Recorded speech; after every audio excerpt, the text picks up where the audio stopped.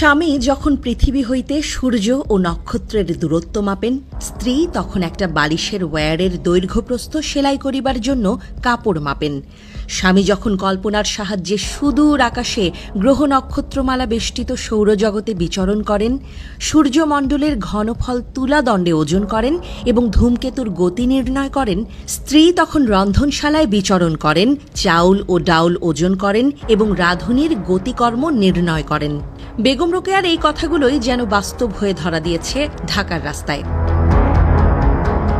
পৃথিবীর তাবৎ প্রকৌশল কিংবা ইঞ্জিনিয়ারিং বিদ্যা যখন মহাকাশের রোবট পাঠানো নিয়ে ব্যস্ত, চলছে এআই এর নানা পরীক্ষা নিরীক্ষা, মহাকাশ থেকে সমরাস্ত্র ভাণ্ডারে যখন প্রকৌশল বিদ্যার জয় জয়কার, ইরান, আমেরিকা, চীন, ভারত, রাশিয়ার ইঞ্জিনিয়াররা যখন মিসাইল বানায়, স্যাটেলাইট পাঠায়, আকাশ প্রতিরক্ষা নিয়ে করে হরেক আলোচনা, তখন ঢাকার রাজপথে লড়াই করছেন দেশ সেরা প্রকৌশল বিশ্ববিদ্যালয়ের শিক্ষার্থীরা।